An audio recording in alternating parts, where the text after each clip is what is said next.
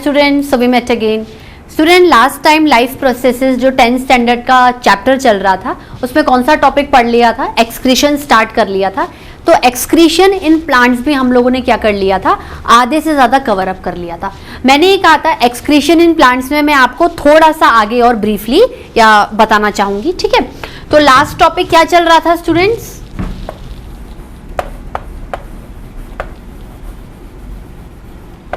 Excretion in plants.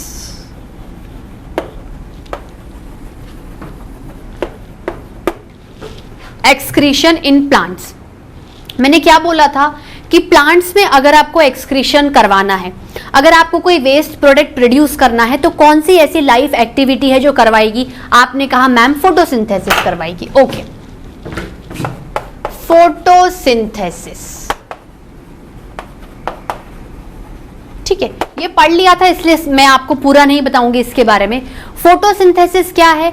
ये plants में एक ऐसा इंपॉर्टेंट लाइफ प्रोसेस है जिसके थ्रू प्लांट्स अपना खाना खुद प्रिपेयर करते हैं, ठीक है। जैसे कुछ चीजों को लेंगे, कोई केमिकल इक्वेशन चलेगी किसी चीज की प्रेजेंस में और कुछ प्रोडक्ट्स बनेंगे।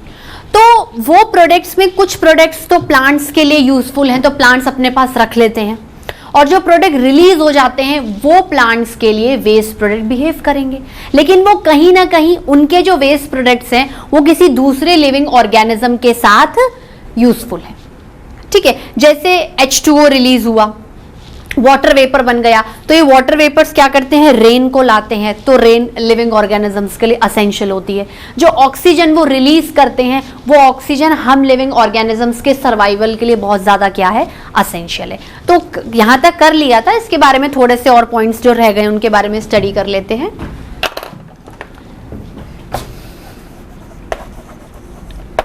In the process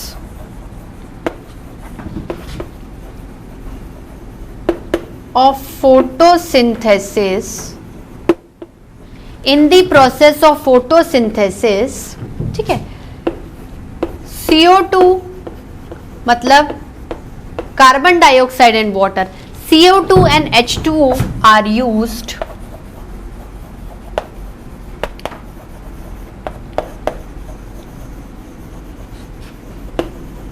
in the presence of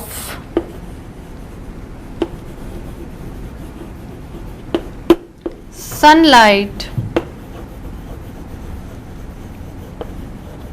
in the presence of sunlight and chlorophyll, in the presence of sunlight and chlorophyll results in formation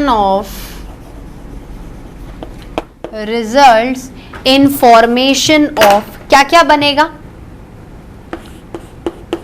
food,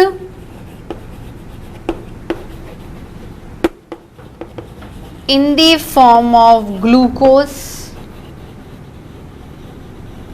food in the form of glucose, then और क्या क्या बनेगा? Oxygen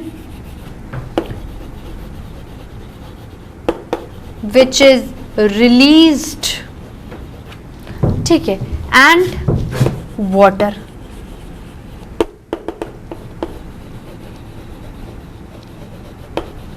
released in the form of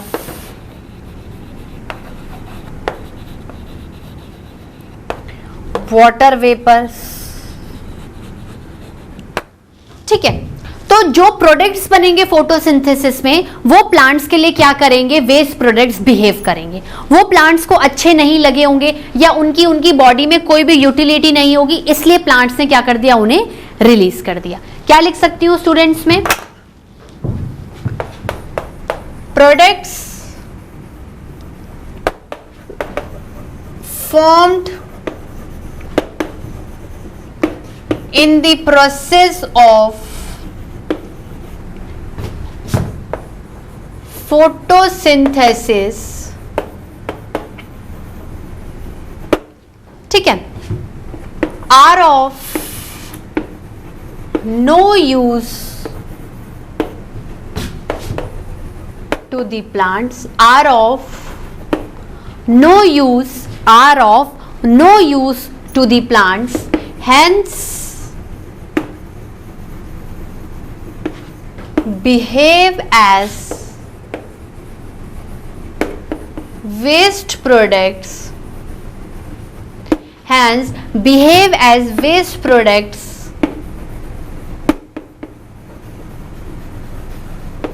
behave as waste products for the plants, hence behaves as waste products for the plants, which plants removes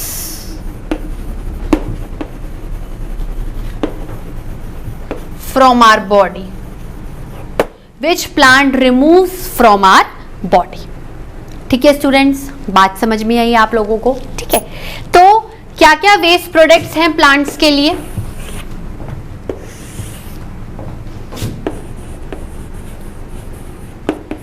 waste products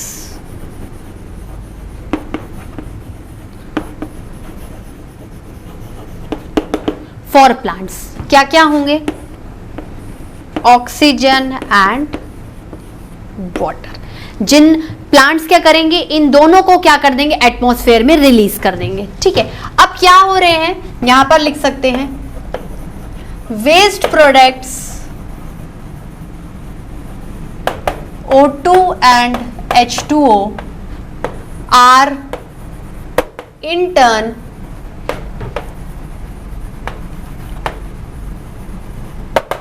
beneficial for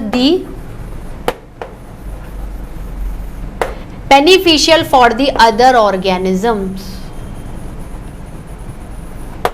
ठीक है, ये release कहाँ होते हैं?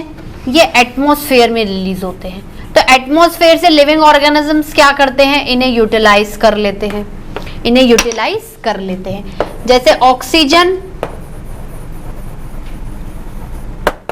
यूटिलाइज्ड फॉर रेस्पिरेशन,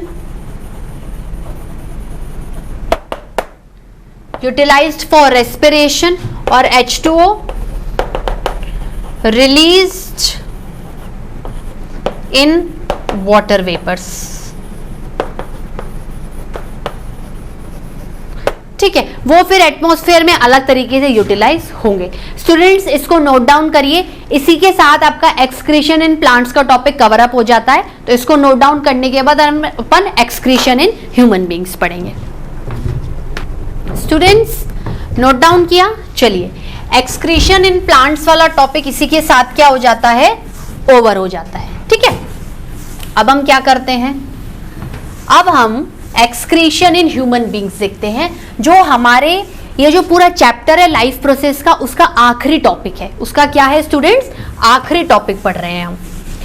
आपको बहुत खुशी होती होगी ना स्टूडेंट्स, फाइनली इतनी टाइम से चैप्टर चल रहा है, खत्म हो रहा है. देखिए हर चैप्टर की एंडिंग होती है, लेकिन अगर समझ के पढ़ोगे ना तो आपको क्या होगा, चैप्टर बहुत मतलब मजेदार लगेगा. ठीक है, आई होप कि आप चैप्टर्स में बोर नहीं होते हो जो मैं आपको पढ़ाती हूँ. तो कौन सा टॉपिक स्टार्ट करने वाले हैं हम लोग?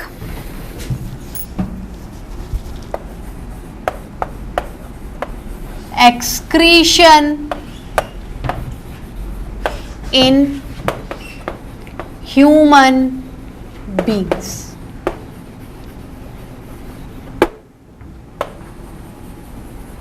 अब ये जो क्या है, अभी तक इतनी जो मैं चीजें आपको बता रही थी, नाइट्रोजनस वेस्ट प्रोडक्ट का निकलना यूरिन की फॉर्म में, एक्सक्रीटरी सिस्टम, ये सारी चीजें क्या है आप इसमें पढ़ोगे. ठीक है, तो इसमें पहला इंट्रोडक्शन पॉइंट क्या आएगा कि ह्यूमन बींग्स की बॉडी कॉम्प्लेक्स है, तो एक्सक्रीशन को करवाने के लिए मुझे सिस्टम की नीड है. कौन सा सिस्टम? Excretory system. ठीक है, क्या लिखूंगी, body of human beings, body of human beings is a complex organization,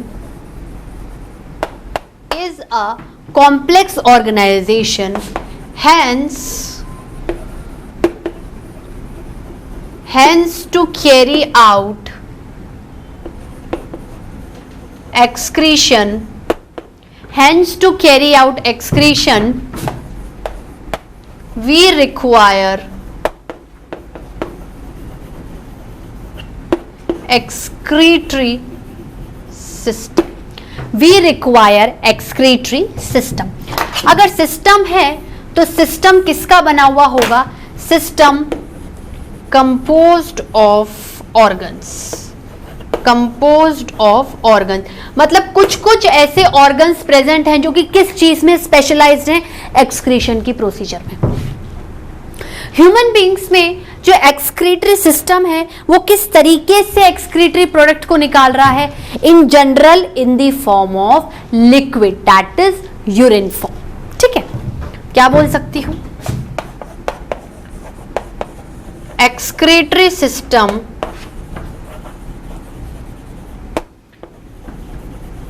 देखो, मैं कह रही हूं एक्सक्रीटरी सिस्टम में जनरली जो वेस्ट प्रोडक्ट्स हैं वो लिक्विड फॉर्म में निकलेंगे।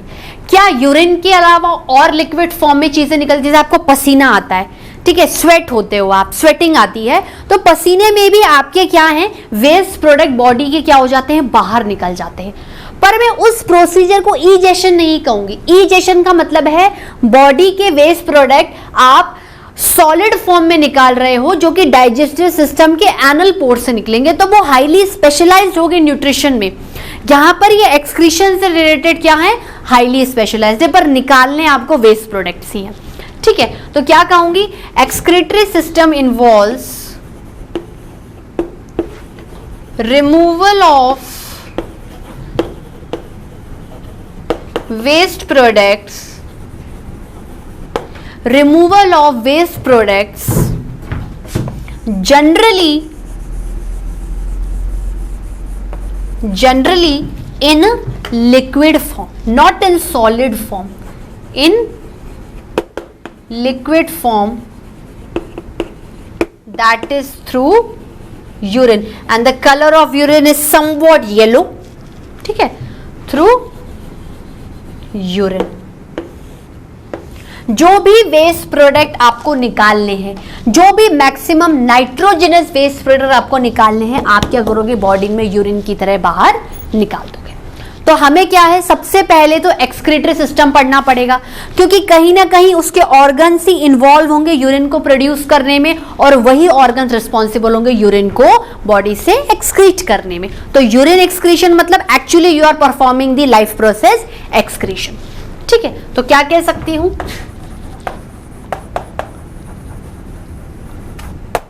Excretory system involves formation, excretory system involves formation and removal of waste products। Majority में कौन से? नाइट्रोजनस।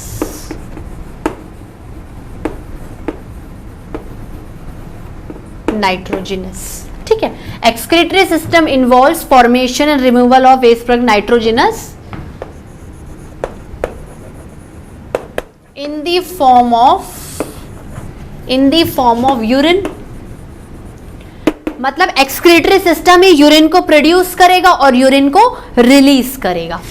तो एक्सक्रीटरी सिस्टम रिस्पॉन्सिबल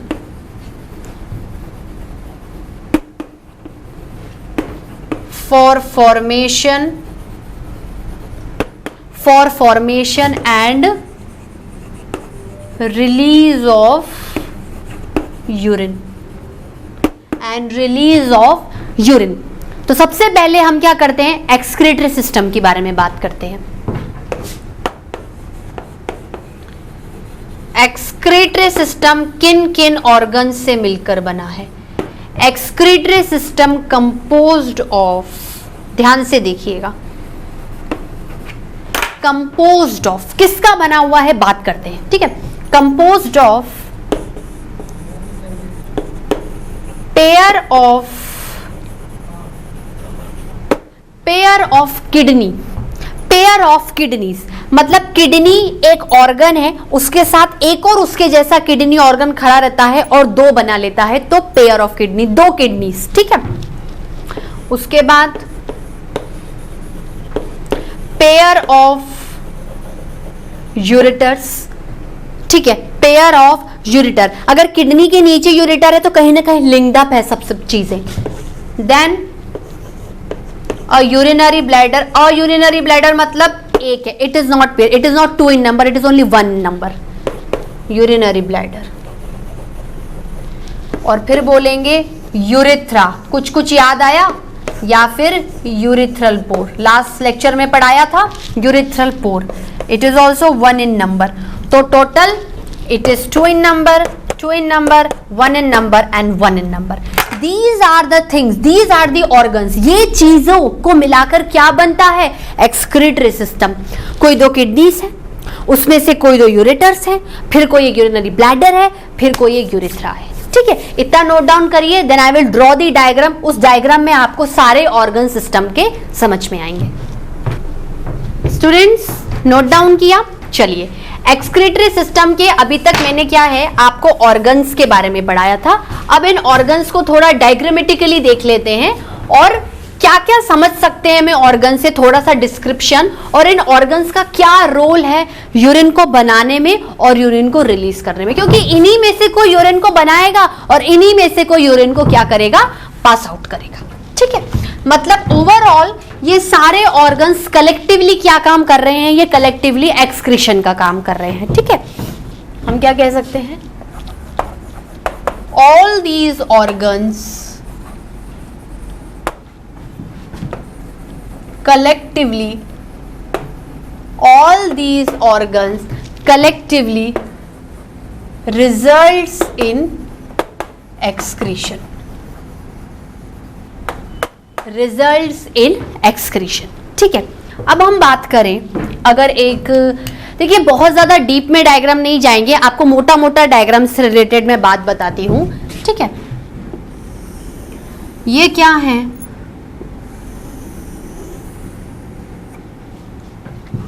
ये आपकी किडनीज हैं। किडनीज क्या है? राजमा देखा है आपने? राजमा का दाना देखा है? बिल्कुल राजमे की दाने की तरह दिखती हैं, ठीक है, राजमे की दाने की तरह दिखती है। इसमें समवॉट अभी मैं आपको ज्यादा नहीं बताऊंगी, क्योंकि राइट और लेफ्ट किडनी की जो हाइट में क्या होता है, फर्क होता है, ठीक है। तो राइट किडनी क्या थोड़ी सी ऊपर होती है और लेफ्ट नीचे होती है, पर अभी क्या है आपको इस लेवल पे बहुत ज्यादा हाईली डिस्क्रिप्शन नहीं देना है, सिर्फ इतना बताना है कि किडनी का क्या है, यूरेटर कैसे दिखती हैं। तो इसकी एनाटॉमी और मॉर्फोलॉजी में डीप में मत जाइए, सिर्फ मॉर्फोलॉजी मतलब बाहर के स्ट्रक्चर को आप समझिए, ठीक है। ये दो क्या हैं? ये दो पेयर ऑफ किडनी से जो कि बीन शेप्ड है। कहाँ लोकेटेड होती हैं? एब्डोमन, आपका कमर का एरिया होता है, जैसे ये आपका हेड का एरिया, ये आपका पसली मतलब चेस्ट का एरिया, थोरैक्स का एरिया जहां पर आपके लंग सिचुएटेड है, और फिर आता है आपका कमर का एरिया। यहाँ कमर में आपकी बैकबोन के पीछे, जैसे ये आपकी बैकबोन है, आपके पीछे की क्या रीढ़ की हड्डी है, तो बैकबोन के आइदर साइड, मतलब ये आपकी बैकबोन है, यहां से आपकी बैकबोन जा रही है, तो एक इधर की तरफ होगी और एक इधर की तरफ होती, इसलिए 2 इन नंबर है, पेयर में है, ठीक है। तो located in the abdomen on the each either side of the backbone, मतलब बैकबोन के क्या है, दोनों तरफ सिचुएटेड है और एब्डोमन कमर की एरिया में आएंगी, ठीक है। ये बात हो गई। अब देखो यूरेटर्स क्या होते हैं, एक चीज और देखना, ये पेयर होती हैं किडनीज की, बीन शेप्ड होती हैं, located in the abdomen, one on each side of backbone, backbone की दोनों की तरफ होगा भाई, बैकबोन है ईच साइड, मतलब बैकबोन के इस हिस्से में भी है, बैकबोन के इस हिस्से में भी है। बात क्लियर हो गई। उसके बाद हम लोग क्या बोलेंगे कि आपकी किडनी में देखना, ये अंदर की तरफ, ये अंदर की तरफ एक कॉन्केव डिप्रेशन नजर आएगा आपको। ये किडनी में क्या है, ऐसे हल्का सा एक कॉन्केव डिप्रेशन नजर आ रहा है, इस डिप्रेशन को बोलते हैं हाइलम, इस डिप्रेशन को क्या बोलते हैं, हाइलम। और actually that concave depression hilum indicate the passage और द इमर्जेंस और the starting point of ureters, ठीक है। ये आपकी पेयर ऑफ किडनीज हैं, ये बीन शेप्ड हैं, ये एब्डोमन में लोकेटेड है, one on either side of backbone. इतनी बात क्लियर हो गई। On the inner side of both the kidneys there is a concave depression. Depression मतलब झुकाव होगा, गड्ढा होगा, नॉच होगा. उस नॉच को, इस कॉन्केव नॉच को, इस कॉन्केव डिप्रेशन को, जो कि दोनों तरफ है किडनीज में, उसको बोलते हैं हाइलम. उसको क्या बोलते हैं? हाइलम. इस हाइलम वाले में बिल्कुल बीचों बीच, ये आपका पूरा हाइलम है, ये कॉन्केव जो सी बन रहा है, उसके भी बिल्कुल सेंटर में दो ट्यूब्स निकलेंगी.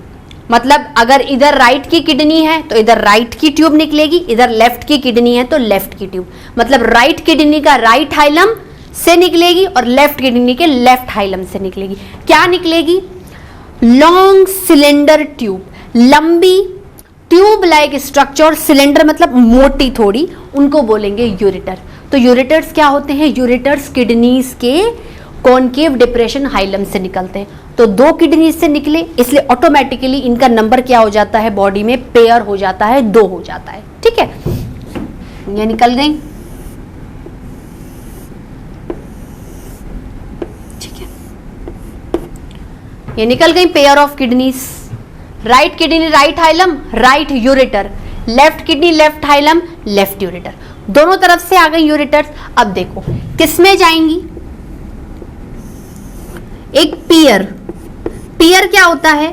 पियर मतलब नाशपाती देखी है आपने. नाशपाती का शेप क्या होता है? ऐसा ऊपर से ब्रॉड होता है, नीचे से हल्का सा पेना टेप पर सकरा हो जाता है. Pear shaped urinary bladder. Bladder मतलब एक बैग की तरह स्ट्रक्चर है. ठीक है, दोनों यूरेटर्स इस यूरिनरी ब्लैडर मस्कुलर बैग में जाके खुल जाती है. मस्कुलर बैग मतलब इसमें मसल्स हैं, इसलिए ये कॉन्ट्रैक्शन एंड रिलैक्सेशन का मूवमेंट शो कर सकता है. शायद यूरिन को पास करना होगा, इसलिए कहीं ना कहीं लिंक बैठ रहा है. ठीक है, और यूरिनरी ब्लैडर के एंड में एक पोर होता है, जो पोर एक्सटर्नली खुल जाता है. वो पोर क्या होता है? इन्वायरमेंट की तरफ एक्सटर्नली खुलता है, जिसको क्या बोलते हैं? यूरिथ्रा या फिर यूरिथ्रल पोर. यूरिथ्रा या फिर यूरिथ्रल पोर. अगर मेल्स और फीमेल्स में डिफरेंस देखें तो किडनीज मेल्स में भी वही होंगी, फीमेल्स में भी वही होंगी. डायमेंशनल वे में अलग होगा, इतना डीप में नहीं जाना. वही यूरेटर्स हैं, वही यूरिनरी ब्लैडर है, बस यूरिथ्रल पोर डिफरेंस क्रिएट करता है. मेल्स में यूरिथ्रल पोर लंबा होता है और फीमेल्स में यूरिथ्रल पोर छोटा होता है. लेंथ वाइज यूरिथ्रल पोर मेल्स में लंबा होता है और फीमेल्स में यूरिथ्रल पोर क्या होता है? छोटा होता है. ठीक है स्टूडेंट्स, मतलब डिस्टेंस वाइज यूरिथ्रल पोर लंबा डिस्टेंस कवर अप करता है मेल्स में और फीमेल्स में छोटा सा, पर इसकी जो ओपनिंग होती है वो पोर की फॉर्म में ही होती है, both in males and females. तो अपन थोड़ा सा लेबलिंग करें इसकी. किडनीज है. ठीक है, ये किडनी का क्या है? ये हाइलम है, ये यूरेटर है, यूरिनरी ब्लैडर है. ब्लैडर मतलब bag, bladder itself means bag. और ये यूरिथ्रा या फिर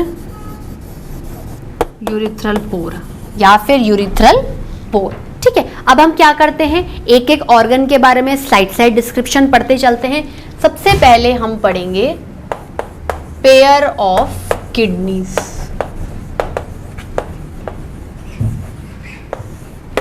पेयर ऑफ किडनीज मैं क्या बोलूंगी? Been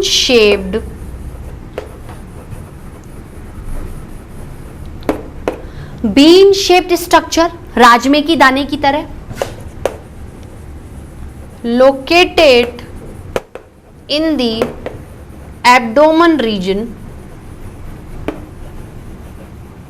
located in the abdomen region,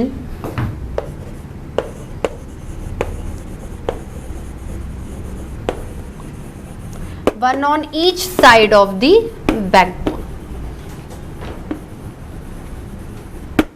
one on each side of the backbone. ठीक है स्टूडेंट्स, और क्या कह सकती हूं?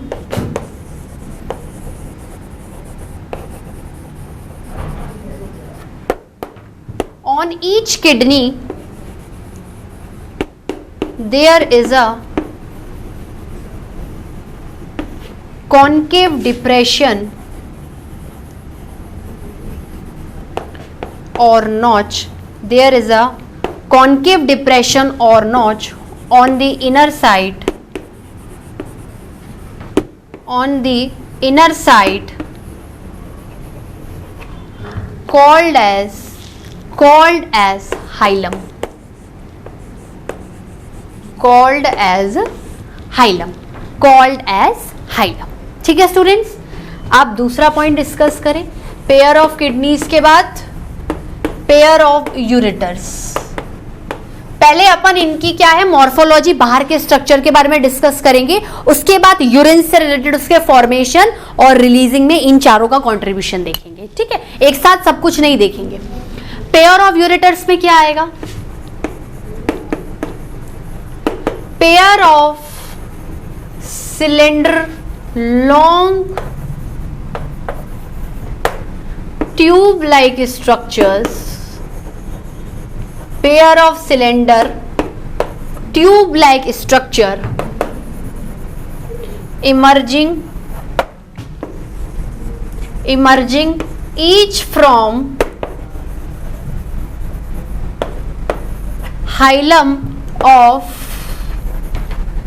each kidney, hilum of each kidney. ठीक है, और होता क्या है? There another end exits into urinary bladder, exit into urinary bladder. मतलब कोई भी एक ट्यूब होती है, उसके दो सिरे होते हैं. अगर यूरेटर एक ट्यूब है तो उसका एक सिरा हाइलम से डिराइव हो रहा है और उसकी डेस्टिनेशन किधर जा रही है, रुख कहाँ रहा है, जाकर यूरिनरी ब्लैडर में. बात क्लियर है? तो सिंपल सी बात है स्टूडेंट समझाने के लिए. This is ureter. ठीक है स्टूडेंट्स, दो हो गए हैं, नोट डाउन करिए. स्टूडेंट्स इसको नोट डाउन किया. चलिए, पेयर ऑफ किडनीज पढ़ लिया, पेयर ऑफ यूरेटर्स पढ़ लिया. ठीक है, अब हम क्या करते हैं, तीसरा क्या बचा है? तीसरा कौन सा ऑर्गन है? Urinary bladder. ये और देख लेते हैं. सफिशिएंट है. ये देखने के बाद जो रेस्ट पोर्शन है वो नेक्स्ट लेक्चर में देखेंगे. ठीक है, यूरिनरी ब्लैडर. यूरिनरी मतलब यूरिन. देखो, अगर एक्सक्रीटरी सिस्टम यूरिन बनाना तो आप देखना कि इसके जो कंट्रीब्यूटिंग ऑर्गन्स होंगे वो भी यू से स्टार्ट है, सिर्फ किडनी को छोड़ के. Kidney, ureter, urinary bladder, urethra. मतलब somewhat the U is related to U, urine. ठीक है, तो यूरिनरी ब्लैडर मतलब वो बैग, वो ब्लैडर जो यूरिन को रिसीव करेगा. ऐसे ही बात समझ में आ गई. पर अभी हम क्या कर रहे हैं, हम सिर्फ मॉर्फोलॉजी, स्ट्रक्चर के बारे में पढ़ रहे हैं. जो फंक्शन और एनाटॉमी है वो हम आगे जो कलेक्टिवली में जब आपको यूरिन फॉर्मेशन पढ़ाऊंगी तब समझाऊंगी. ठीक है, तो आपको क्या है, उसमें यूरिन फॉर्मेशन भी समझ में आता जाएगा और हर ऑर्गन का कंट्रीब्यूशन भी समझ में आता जाएगा. ठीक है, यूरिनरी ब्लैडर क्या है? A pear shaped muscular bag, a pear shaped muscular bag which receives ends of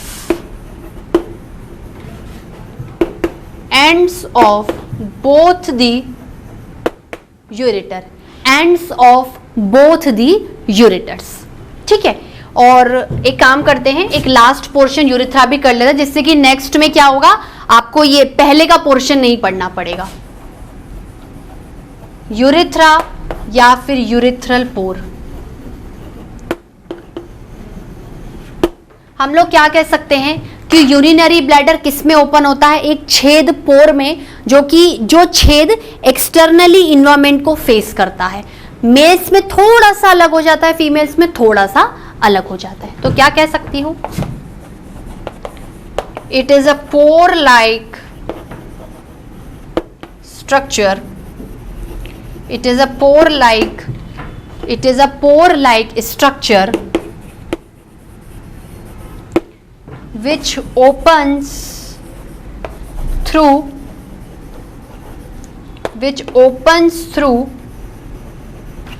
urinary bladder, which opens through urinary bladder and exits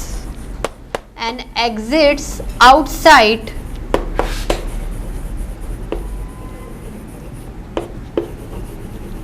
towards the environment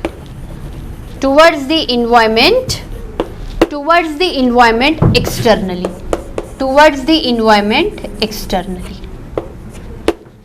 फर्क क्या आएगा स्टूडेंट्स, मेल्स और फीमेल्स? यूरेथ्रल पोर क्या है, long है, और ये क्या है, स्मॉल एंड शॉर्ट,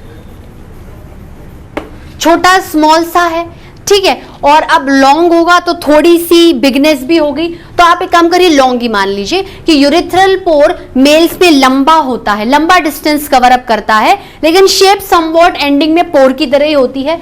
फीमेल्स में डिस्टेंस छोटा कवर अप करता है, पर समवॉट एंडिंग पोर की तरह ही होती है। ठीक है स्टूडेंट्स, आज के लेक्चर में इतना ही। आज के लेक्चर में हमने एक्सक्रीशन इन ह्यूमन बींग्स के एक्सक्रीटरी सिस्टम की पूरी अच्छे से स्ट्रक्चर, डिजाइन और मॉर्फोलॉजी को स्टडी कर लिया है। नेक्स्ट लेक्चर में मिलेंगे, उसमें हम क्या है, एनाटॉमी के बारे में पढ़ेंगे, फंक्शन, एक्सक्रीटरी सिस्टम के क्या फंक्शन होते हैं, फंक्शन में how these organs are contributing for the formation of urine. अब फॉर्मेशन कर रहे हैं तो रिलीज कैसे कर रहे हैं, मतलब इन ये जो मैंने डायग्राम बताया था ना, इसमें मैं बताऊंगी कि यहाँ यूरिन बनती है, यहाँ से यहाँ जाती है और यहाँ से बॉडी से बाहर निकल जाती है। ठीक है students, till then bye bye, have a nice day.